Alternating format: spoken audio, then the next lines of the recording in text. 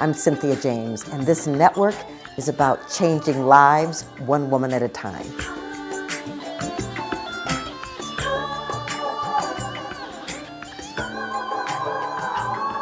Hello, ladies, and welcome to Women Awakening. I'm your host, Cynthia James, and I am so honored that I get to introduce you to magnificent women that inspire me and that are game changers on this planet. I am so grateful to be with you every week. I hope that you will subscribe. You can go to Spotify, iTunes, iHeart, Amazon. You can subscribe in a lot of places and join a community of women around the world that are making a difference. So my guest today is someone I adore. And we have been around each other for many years. We've supported each other over the years. And I'm so honored to introduce you to Inga Canfield. This is the first thing it says in her bio. Inga Canfield is a whimsical invitation for feminine connection and embodies compassion and vulnerability as a transformative power to make an impact at a local and global level. She's also the heartbeat and self-described CEO, Chief Enjoyment Officer of her 20-year marriage to Jack Canfield. And you all know who he is, the international speaker, trainer in 117 countries, right? Also, Inga worked with Jack to create the Transformational Leadership Council in 2004 and regularly meets with TLC members, 160 global members, right? Authors and CEOs and movie producers and directors and coaches. I'm so honored to be a part of this group. I smile every time I think about it. So Inga, welcome. Yeah, and Cynthia James, she's in that group. And it didn't get so packed with woman power until she joined, which was a few years after her dear beloved husband, Carl, whose picture is in my bio. I do need to update that and be a little more honest, because that was at least 10 years ago. So you know how our pictures, we attach to our younger selves. Anyway, it's a great looking picture. Right? It's the best picture I've ever had of myself. I have so much makeup on. I've never worn, and it looks really good. And I'm like, my brain is flooding right now because I'm so happy to I'm so happy to be with you, Cynthia, with your beloved women. I know they're incredible. I know some of you, maybe not in person, but I definitely know your hearts and where you've been and how much we strive to grow and be our best selves. And I've been on that journey as well. And I'm always growing and I'm always moving toward my more true nature and my more excellent qualities that I know that are living inside of me, waiting to come out. And there's some waiting still. But yes, well, Inga, I want to talk to you about that because I love that you're the Chief Enjoyment Officer. I want to talk about that because you have dedicated all of these years to creating love and family and connection and honoring the trajectory of your beloved, and at the same time standing in your own inner search. So I want to talk about that. Wow, you said that so beautifully. I just would sit back and hear you describe my life. But the journey, it sounds very like, oh, romantic and poetic, but man, we've been together 25 years and there's been several times where luckily I'm with the most patient and one of the more mature men that I've ever met. Still, I feel that way. And I had to grow up a lot and I really needed to mature. And I came to the relationship in 1997 with a lot of trauma and things that I needed to overcome. But, I picked the right person because that has been my driving force. My motivation since I was a little girl was to free myself from this trauma. It kind of went dormant because to say the thing that, I grew up in La Jolla in San Diego in a small idyllic town with this very sweet beach life. We lived a half a block from the beach. And then when I was 8 years old, my father, my daddy, committed suicide. And it created like, it put me, I was such an innocent and present. And I mean, I've never really changed this part of me. There's like a large childlike part of me. And then there's this other person that through Jack, I have become that woman who still holds those childlike things. But I had to go through the work to release the trauma. And Right. I feel like I am, and I'm going to go right to the present. This last year has been my happiest year. I mean, it's like, it's really hard to hold. This has been my best year. And in our country, you know, it's just devastating. Like right now in Texas, and we Mhm. could go there, but we're going to stay here. And that with Jack, um, this year he's been home, and this is a man who, I've shared him, and it's been really really hard for me because it had constantly triggered my abandonment issues and my feeling not good enough, because when your dad commits suicide, who you adore and he adores you, you really wonder, you question, do I deserve I mean, am I good enough? I should have saved him. Lots of things 8-year-olds think. Lots of Right. us, we form these beliefs. And so in this year, he's been here every day. And for the first 3 months, my sister would say, "Oh, you must be so happy. Jack's home all the time." I go, "Yeah, well, he's in his office, probably trying to pivot his country. His country. It is kind of a country. His company. He's in there in the morning. He doesn't come back till night, and I see him." And then I realized that this story, this habit, these neural pathways, which you so beautifully talk about in your TED talk, which I'm going to come back to that. But I saw my habit, because that's what's another benefit of this time, is that we we're slowed down, so we can use this time very beneficially to really see things clearly and be honest and make different decisions. So Yeah. I really saw this man. You start looking for all the ways he loves you, I said to myself, because I have a Mhm. much better voice. She's firm, but she doesn't go, "You're such a loser. Like, you don't deserve to be here. You should just kill yourself." All these horrible, those things are now there's just a firm woman who says, "I want you to start really paying attention." And man, there's like 30 nice, all day long, this man loves me. And Right. so wasting my time um, fulfilling that prophecy for me, or whatever that was, is it's gone. So we have had so much love, and we're very compatible, and we play ping pong and Scrabble and walk, and we share all the things that are going on, and it's been really really special. And I do feel like my trauma is healed. Wow. That, Well, yeah, cool. I love uh, I love all of this, and there were so many things that were running through my head when you were speaking. Because first of all, to overcome trauma is a job within itself. As we're evolving and progressing.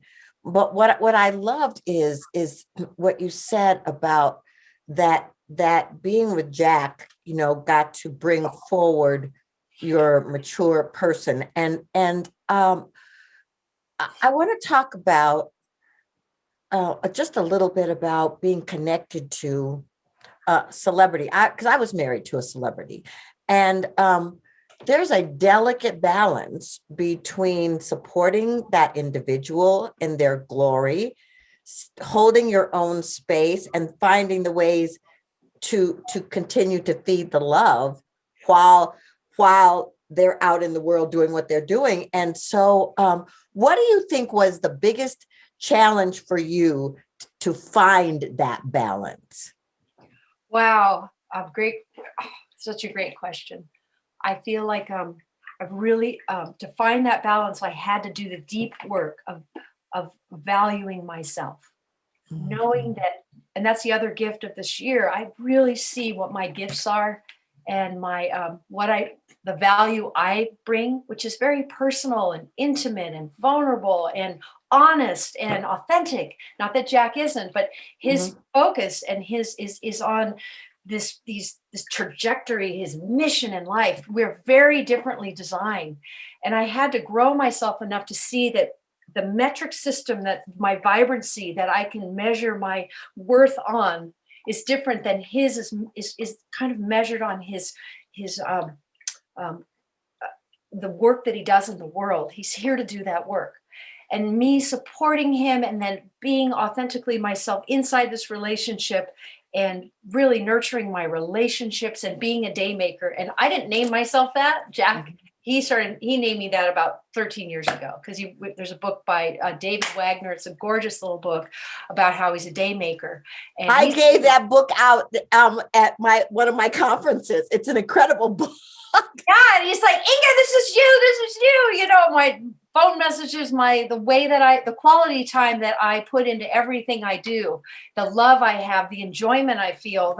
It's a very natural part of who I am. I'm such a nature lover and a life lover, and that could all spring out of me. And before I would derail that, and I would compare myself to Jack, and I came out very, very small, like I was insecure, and these things were derailing the beauty of who I am, that I can even say to you women, and that the beauty of who I am, you know, this self-love that I do feel now. And while I'm enjoying you, I'm also enjoying me, where before I was giving so that you would just like me, that I would just be okay, that I was earning my keep, you know, and that's not there anymore. And the slowdown has really, really brought that into fullness that I don't know that I could have. I was getting, because I have a beautiful teacher, Dawa Tarchin Phillips, for the last 9 years.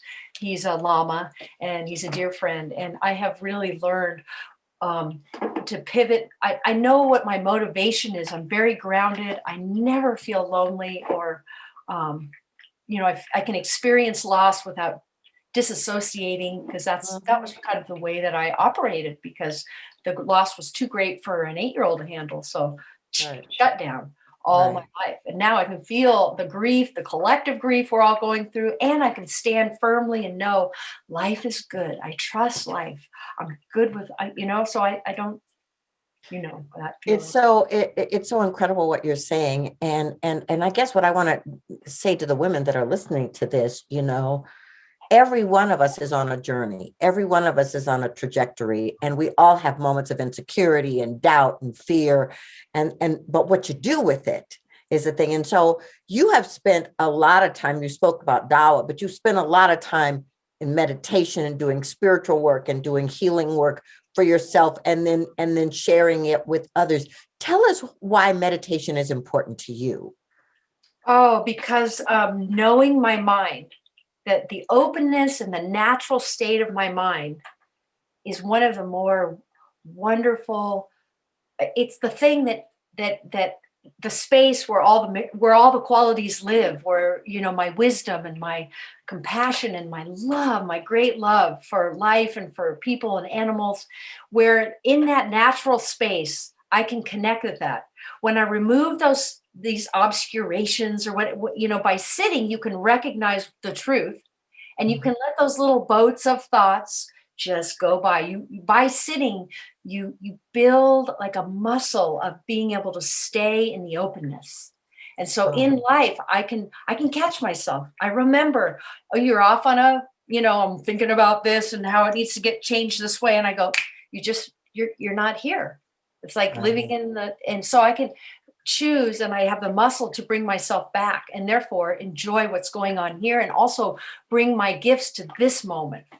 Oh, I love that, you know, because I've been meditating for over 30 years, and I have a lot of energy, and my mind goes 100 miles an hour. And so meditation has really, exactly what you said, it's brought me to being present.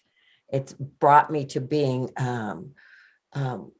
able to just allow to hear my inner guidance and my intuition, and instead of like my mind taking over and hijacking everything. So, you know, the one thing that I think is really for me is when I want to do something and it's my will, I feel like an energy pushing me to do it. Call that person back down, react to this, do that. And I go, no, I wait for it to rise. So I used to always react right away and do something, which got me in a lot more trouble and created a lot of cleanup work for me. Now I just can recognize, and that comes from meditation and being in your body, for me, I'm in my practicing embodiment, Yeah. Well, I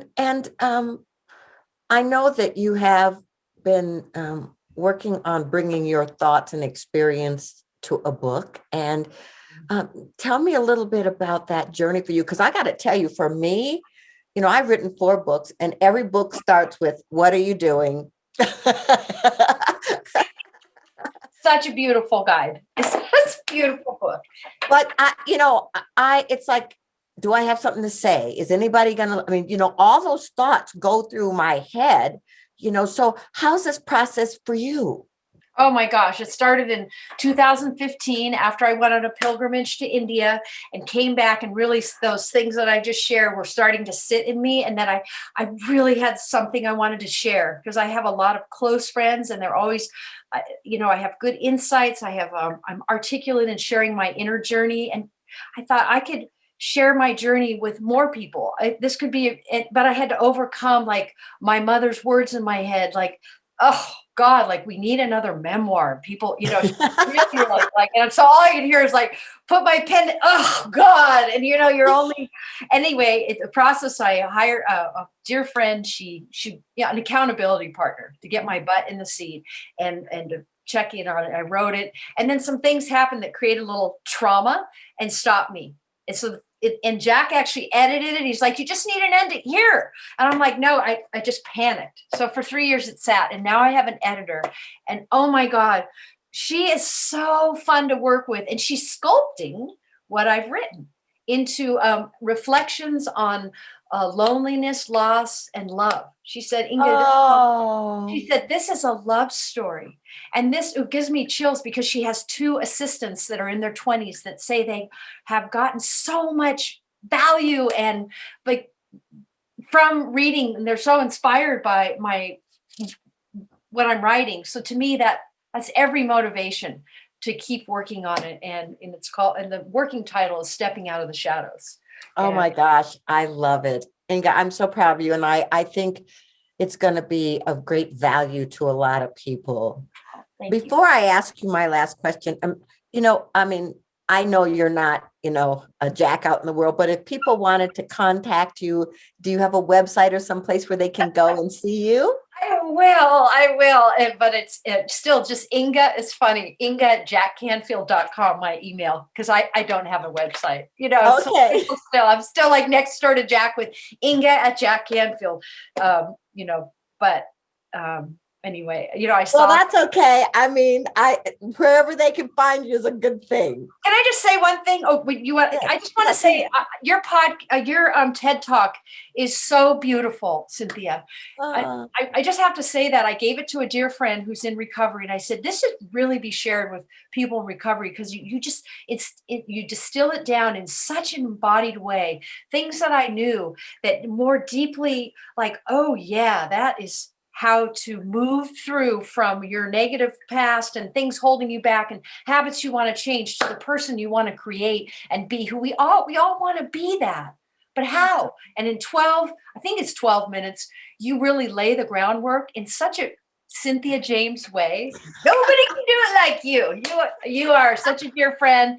And in TLC, my first memory is that you just caught me when I was completely disassembled and put me right back together by holding the space for me. And you're so in such a gorgeous way. I love you so much. Oh, I love you too, Inga. And I'm so grateful to be in this journey with you. I ask the same last question of every guest, because this show is called Women Awakening. What is the one thing you want women to know about the possibility of their awakening? God, I think just who you are is good enough. Like starting with it really is, and then act as if, and then get the support and the things that touch you to take the next step. Because I just see people who are they're frozen. The women, I see them, and I just want to offer a hand, that who they are, authentically who they are, is good enough. It's beautiful. It's totally needed. Like the Dalai Lama says, the women of the Western world are going to change the world. I truly believe that. So if we all offered They're our unique gift, whatever it is, without comparing it to your neighbors right over there. It's good enough. It's Oh my beautiful. gosh, it totally is. I'm so grateful that you've been here, Inga. I'm so grateful for your joy, and I'm so grateful that that sweet, young, innocent part of you is alive and thriving. It brings joy to me, and I'm sure to all the people in your life. So thanks so much for being here. Thank you for having me. I feel so seen by you, and I think that's the most important thing in life, when you feel seen and when you see somebody. So thank you very much for having me, and all of you for listening and being here. I feel very grateful. So, ladies, Inga, is just one of the amazing sparks of light that have come on this show to inspire you to be the best that you can be. Because here's the deal: you are magnificent, you are powerful, you are dynamic, you are a unique impression. Nobody can do what you came here to do the way you came here to do it. So, your only job is to wake up, to be in your truth, to bring your authenticity and shine your light. I'm so grateful to offer these gifts to you so that you have touch points where you can step out. I hope you'll subscribe to the show. Know that I love you, and we come here every week, and I'm excited to spend time with you. Have a great time, and I'll see you soon. Bye.